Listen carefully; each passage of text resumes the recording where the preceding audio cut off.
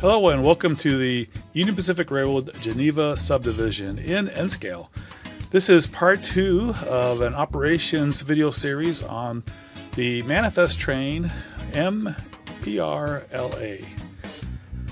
If you want to see part 1, click on the little card here to view that one first. If you've seen that one, you're now ready to see part 2, which is the switching operations at Franklin Grove. We start here just east of Franklin Grove. The first thing we need to do is determine which cars need to be dropped off and picked up. First of all, the cars that need to be dropped off are the SSW 783732 and the SCYX 894909. So since those are the cars that we need to drop off, we do not need all of the other cars, and so we just uncouple the number of cars that we need that will contain those cars. Now, as you can see, it also contains 2 other cars which are going along for the ride. But as long as we have the cars that need to be dropped off, we're going to be good to move from just east of Franklin Grove to Franklin Grove itself. The cars that we need to pick up at Franklin Grove are the ADMX 50070 and the UP 73038 at Consolidated Grain and Barge, and then the GACX car with number 469619 at Pitzer & Sons. So we're actually going to be picking up 3 cars total and dropping off 2, so the length of our train will increase by 1. The locomotives are entering Franklin Grove. We have quite a few structures here, but still need to add roads, yard details, and a lot of details to the industry right there that you can see. That's Pitzer & Sons. That's one of the locations that will be switching cars. At this particular location, we're picking up the GACX, the orange car, and dropping off the SSW. That particular structure was scratch built many years ago, back when I lived in Independence, Missouri.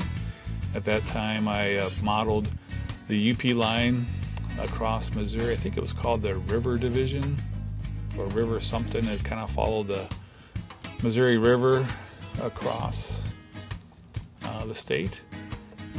And that was modeled after an actual co-op granary in a town in Missouri. I can't think of the name right now. Check out the Model Railroader January, I think it was 1993. There was an article on that layout, so you may want to check that out and see that particular scratch-built model. All right, so we uncoupled the SSW because that's the one we're going to drop off, and we're running into the siding to pick up the orange GACX.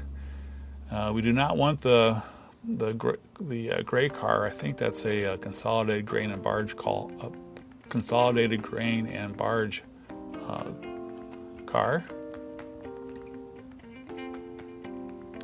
So the scratch-built structure there, the buildings are just made from styrene. After taking measurements at the prototype, and then the grain silos are PVC pipe covered with aluminum corrugated metal. I think it was produced and is still produced by Campbell. And so there you can see the Consolidated Grain and Barge car along with the GACX car, which is the one that we want to pick up.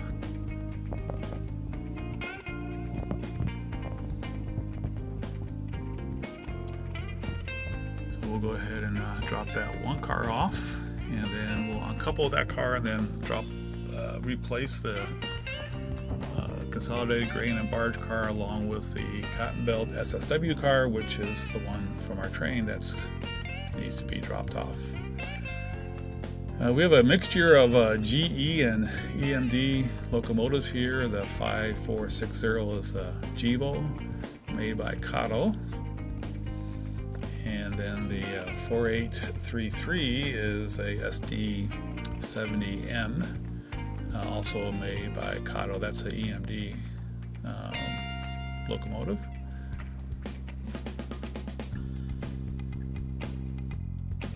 The 4833, I have so many SD7s that I actually removed the last two numbers, so there's not a production model number 4833, but since I had so many of them, more than what they had numbers for, I removed the last two numbers and put decals on for the 33. I think I have like 8 of those particular locomotives. The other industry here in Franklin Grove is the consolidated grain and barge. You'll be able to see that in just a bit.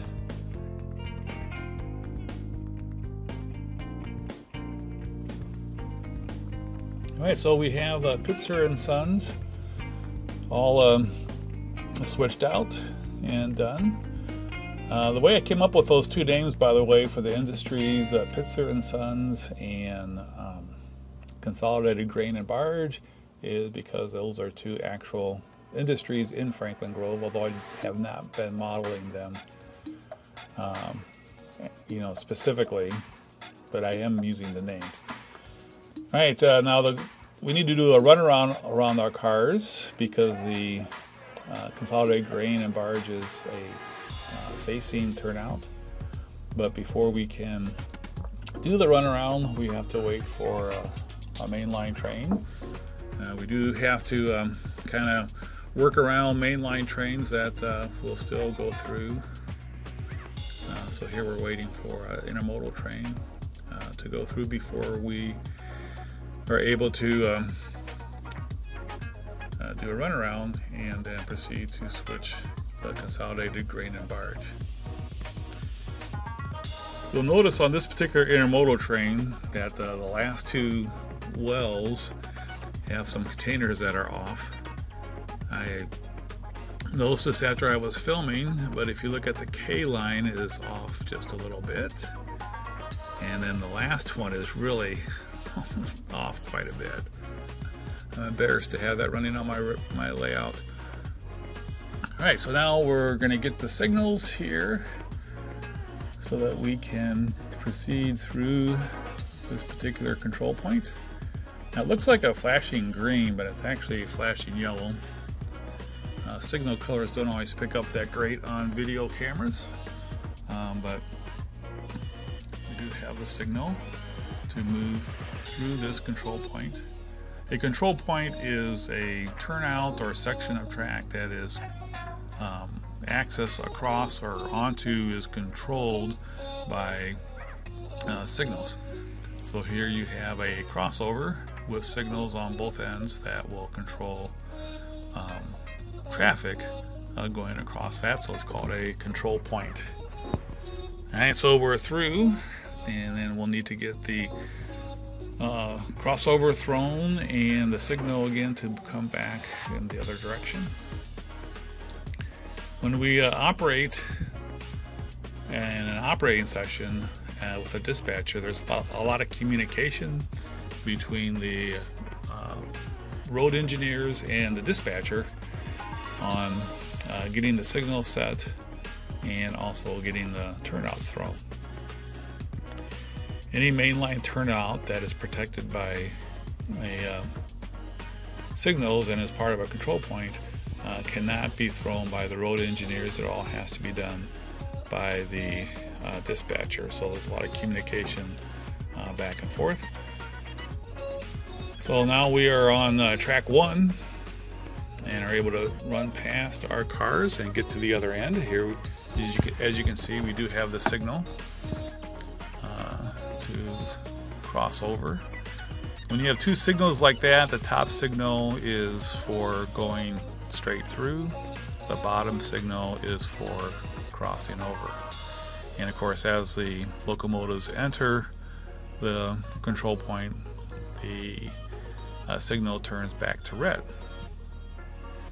Now, as you notice, we're through the crossover, but the locomotives have to continue on through the entire control point. So as you can see in the distance, there's some signals. That's kind of where we started this video. And then there would need to be communication with the dispatcher in order to throw the signal, throw the turnouts and set the signals for the locomotives to continue through, and in this case couple onto its cars from the other direction. Now when I operate by myself, obviously there's no dispatcher for me to communicate, but I do have a handheld JMRI throttle. It's called Engine Driver, and it works on any Android phone or tablet. I mainly use this tablet here, as you can see, and it not only has throttles for 3 sets of locomotives, but it also has a track plan so that I can act as a dispatcher and throw the turnouts and also set the signals. Alright, so here we are coupling up to our cars from the other direction. Looks like the couplers have to be reset there by the brakeman. There we go. Right now we do have the signals and the crossover thrown so that we can proceed through this control point. We are on track 2, and as you can see, the industry that we need to switch is on track 1. So we are going through this control point, and then we'll come through the crossover to get from track 2 to track 1. As you can see, the consolidated grain and barge is the Walthers kit. You probably can recognize that. It's a very common kit that's used on a lot of layouts. It's a real good kit, went together quite easily. Still need to do quite a bit of detail work on it, and put in some roads and paving and other things. All right, before I can cross over, we have yet another mainline train coming through. This looks like a couple of Gevils pulling a crude oil tank train. These are crude oil tank cars made by BLMA.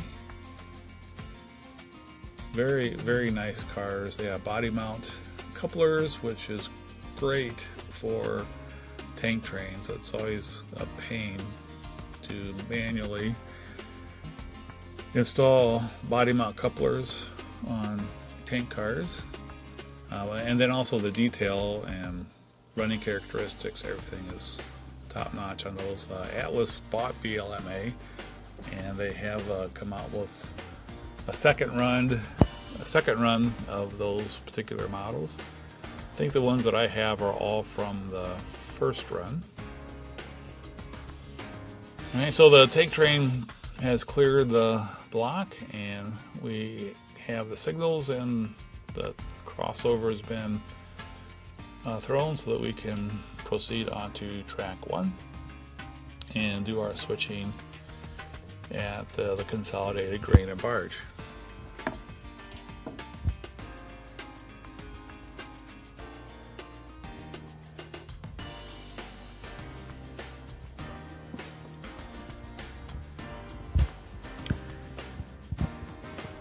So we're through the control point.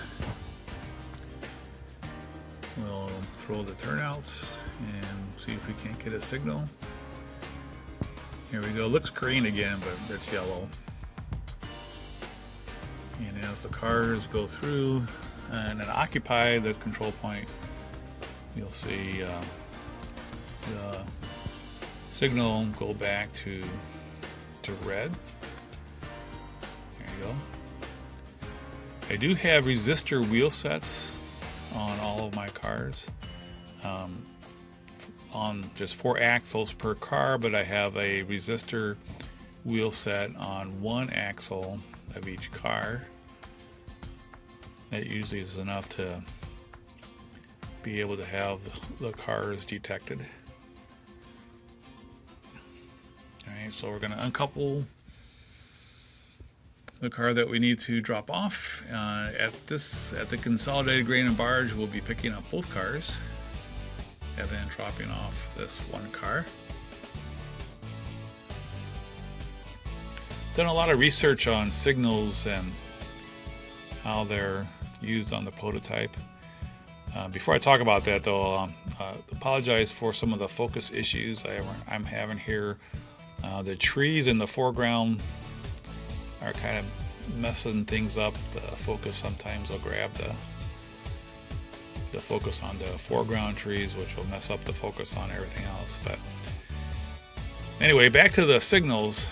I've done a lot of reading on signals, and what I can say about prototype signals is 2 things. One, it's very complicated, and 2, each railroad has their own unique rules about signals. So they're so complicated that it's really not something that you want to, at least I don't think, something you want to do completely on your layout. But you know, as long as it's something that you can recognize as following the prototype. All right, here we have both cars picked up.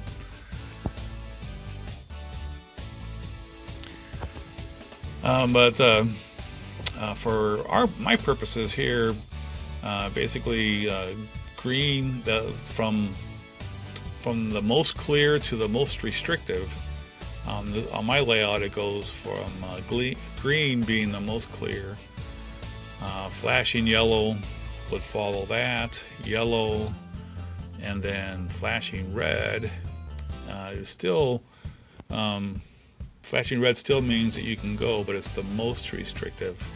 And then red means stop.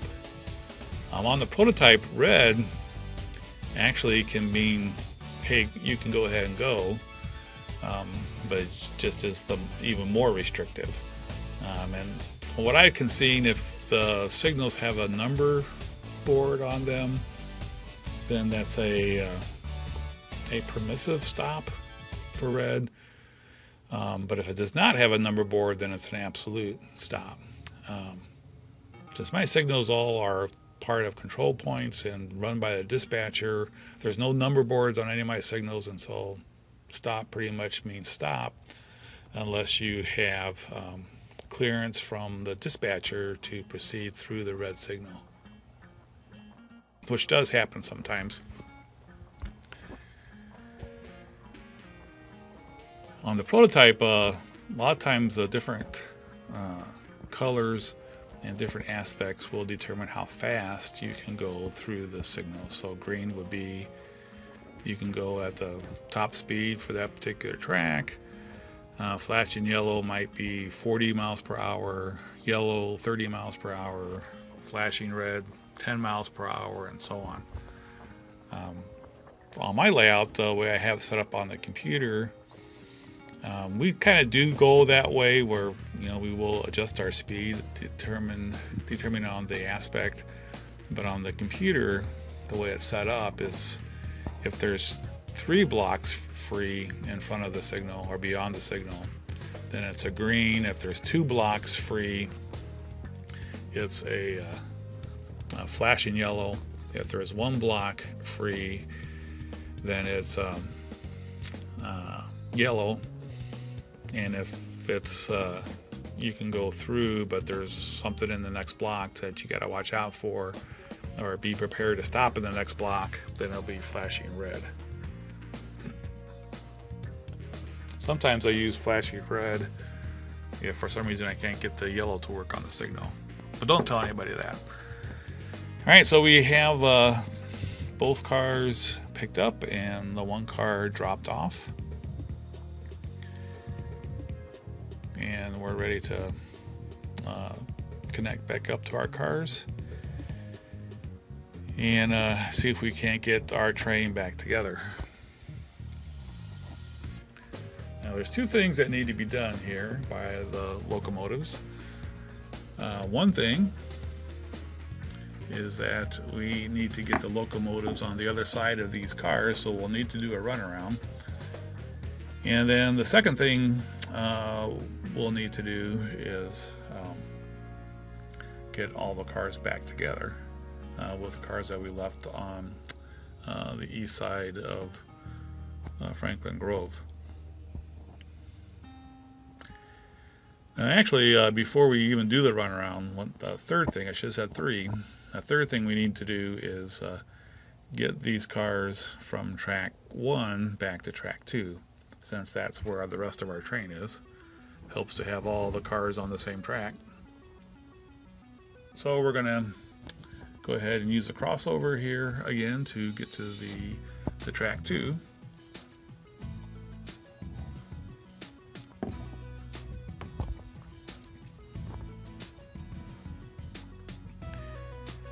As you can see, by the way, I do turn on the headlights on both locomotives when doing switching.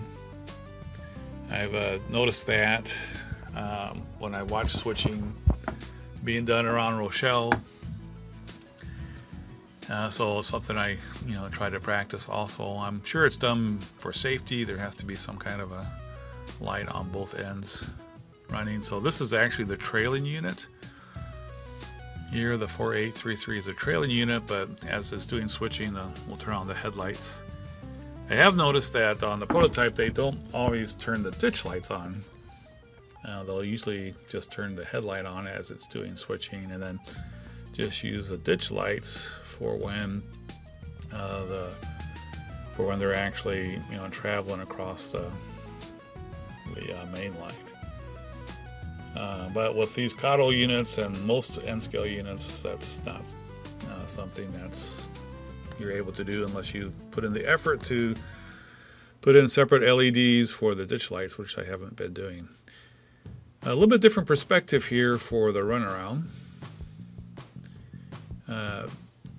Thought I'd give you an idea of what it looks like as you're standing there. Just a little bit, maybe a little bit higher than if you were standing, but I wanted to make it high enough so you can kind of see the track work a little bit better too. So here you can take a look at the crossovers. You have the crossover from track 1 to track 2 on the main line, and then as you can see there's another crossover that goes from the main line to the Global 3. And again, we're pulling completely through the control point.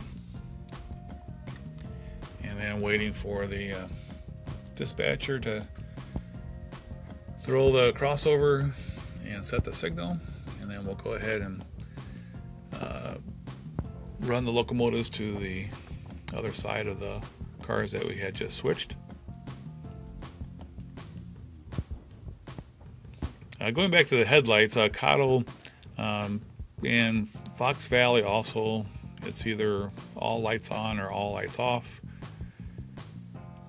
It's one real nice thing about the new scale trains, Tier 4 locomotives. I have 4 of those, is that they come from the factory with separate controls for the headlights and the ditch lights. So that's kind of cool to do some switching and turn the ditch lights off, and while it's sitting there waiting to do the air test, pumping up the air and doing the air test before the train takes off, I'll leave the ditch lights off, and then just as I'm ready to head out and move across the main line, then we'll go ahead and turn the ditch lights on and then proceed. So definitely is a little bit added bit of realism.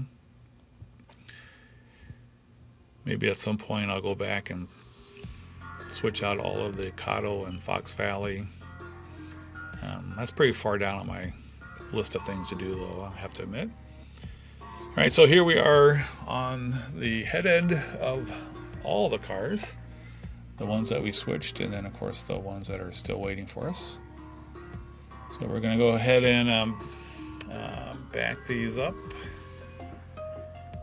and connect up with the rest of our train.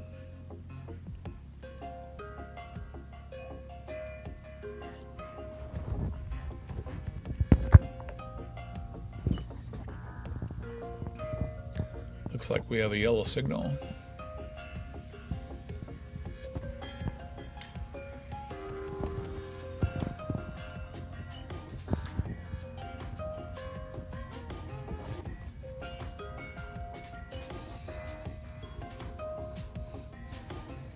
Once the train is all connected up, then we'll be ready to head out westbound and complete the run across the Geneva Subdivision.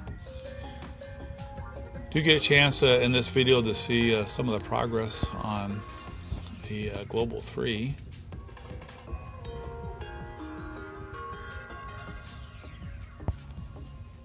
Was able to add some more K-rail barriers.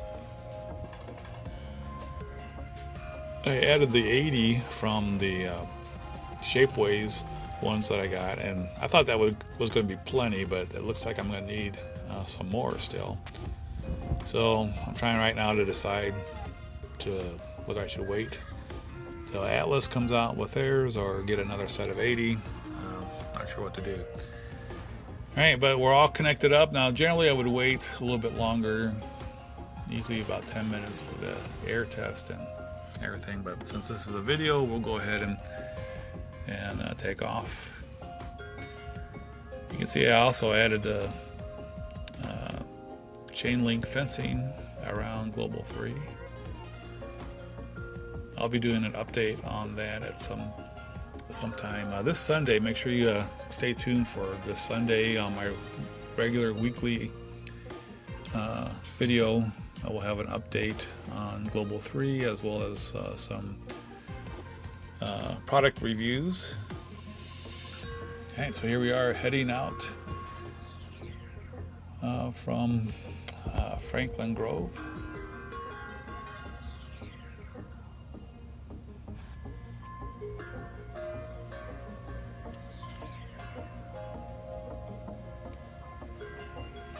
The product reviews that I'm going to be doing, I think, are going to be on the Scale Trains covered hoppers that just came out, and also on N-Scale Kit's container chassis. And here we are leaving Franklin Grove and heading towards Clinton. It's about 40 miles between Franklin Grove and Clinton,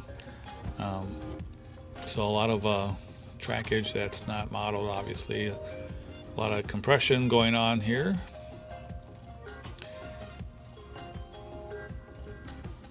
Here's one of the scale trains, that CMO right there.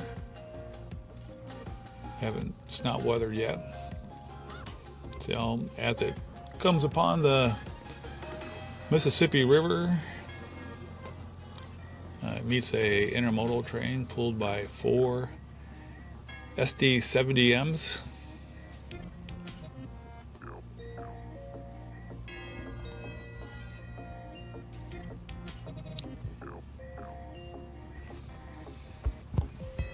Probably run my trains a little bit faster than I should on this bridge, or bridges in general, but sometimes if you go too slow on videos, it kind of stretches it out too much. So I generally run probably a little bit faster on videos than I do when I'm just operating by myself, just to kind of keep the videos